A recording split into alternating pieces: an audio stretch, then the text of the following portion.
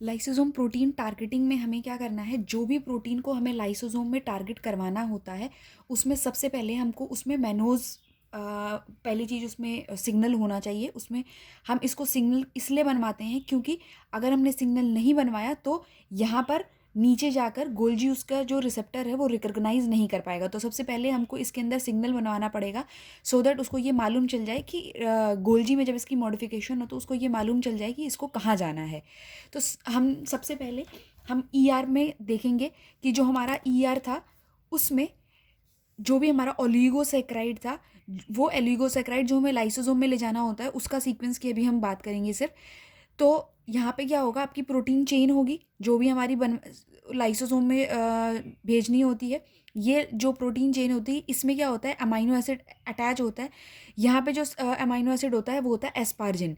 ये चाहो तो याद करो, चाहे तो नहीं याद करो।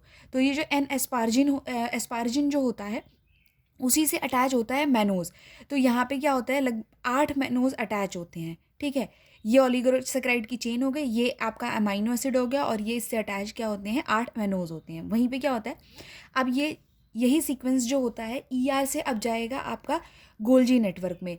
उसके बाद गोल्जी नेटवर्क में क्या होगा, जो गोल्जी नेटवर्क की जो सेंटर वाली होती है वहाँ पे ये सारी प्रोसेसिंग अब होगी, इसकी मॉडिफिकेशन। ठीक है, वहाँ पे हम लोग ने ईआर वाले में जो हम लोग ने ऐसा करके बड़ा सा एक स्ट्रक्चर बनाया था उसमें बीच में लिखा था हमने मैनोज 6 फॉस्फेट। तो वही जो प्रोसेस हो रहा होता है वो ये प्रोसेस होता है वहाँ पे। तो यहाँ पे होगा क्या, आपका जो ओलिगोसैकेराइड था एन उससे अमाइनो एसिड अटैच था, 8 अमाइन यहाँ पे आपके मैनोज अटैच हैं।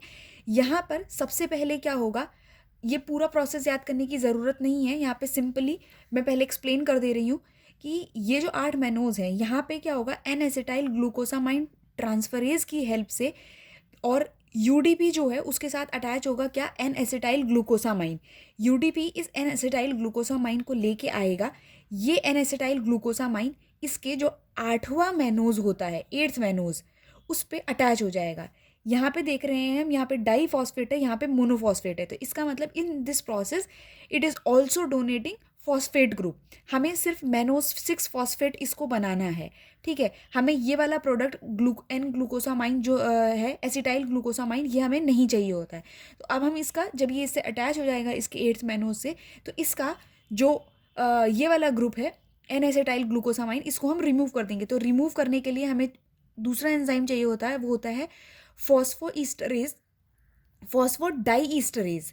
ठीक है, तो जब ये एंजाइम आएगा तो ये वाली बॉन्ड की ब्रेकेज करा देगा। जब ये वाले बॉन्ड की ब्रेकेज करा देगा तो सिंपली अब हमारे पास क्या आ गया, एन एसिटाइल ग्लूकोसामाइन, ये हट गया। अब क्या आया, यहाँ पे हमारा अमाइनो एसिड आ गया, उसका जो मैनोज था, मैनोज पे अब सिर्फ और सिर्फ फॉस्फेट ग्रुप हो गया, ये वाला ग्रुप जो है वो हट गया। जब ये वाला आपका स्ट्रक्चर बन जाएगा उसमें, जब ये इसके ऊपर सिर्फ फॉस्फेट रह जाएगा, अब ये फाइनली जाएगा ट्रांस गोल्जी नेटवर्क में। उसके बाद जो हम लोग ने ऊपर आपका ऊपर जो पढ़ा था वो क्या था, मैनो 6 फॉस्फेट बन गया है। अब वहाँ पे हम लोग ने एन एसिटाइल जो ग्लूकोसामाइन था उसको रिमूव कर दिया है। ये अब फाइनली जो इसका फाइनल प्रोडक्ट था वो बन गया है। अब ये जो मैनोज 6 फॉस्फेट होते हैं इसके रिसेप्टर्स जो होते हैं वो कहाँ होते हैं, ट्रांस गोल्जी नेटवर्क में।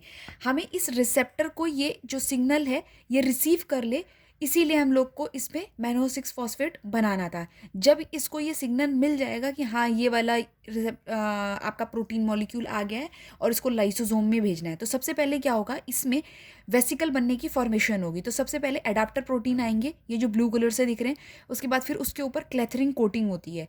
ये बेसिकली हम लोग ने एडाप्टर प्रोटीन को इसलिए बनाया है सो दैट ये वेसिकल बना के इसके डेस्टिनेशन पे इसको पहुंचा सके। उसके बाद जैसे ही इस पे रिसेप्टर अटैच हुए, ये कोटिंग वोटिंग बन गई।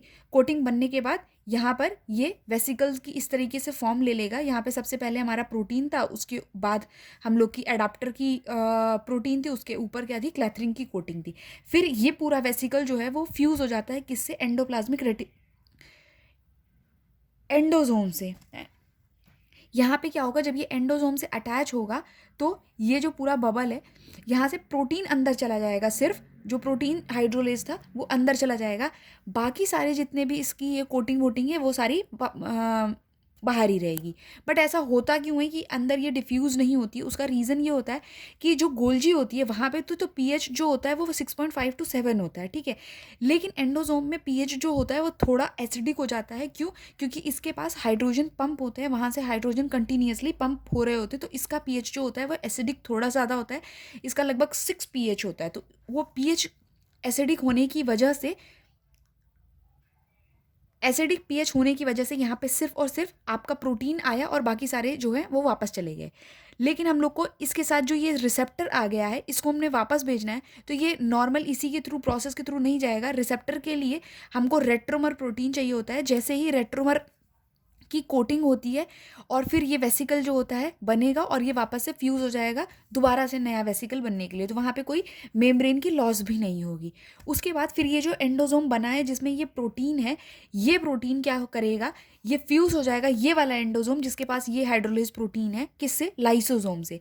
लाइसोसोम से जब ये फ्यूज़ हो जाएगा तो आपका ये फाइनली बन जाएगा, लाइसोसोम में अटैच हो गया ये वाला इससे, तो फाइनली हम लोग को जो ये हाइड्रोलेज प्रोटीन था लाइसोसोम में पहुंचाना था और वो पहुंच गया वहाँ पे। अगर हम अपने नोट्स की बात कर ले तो नोट्स में क्या है, सबसे पहले यही चीज़ लिखी हुई है कि जो भी प्रोटीन को लाइसोसोम में इनकॉर्पोरेट कराना होता है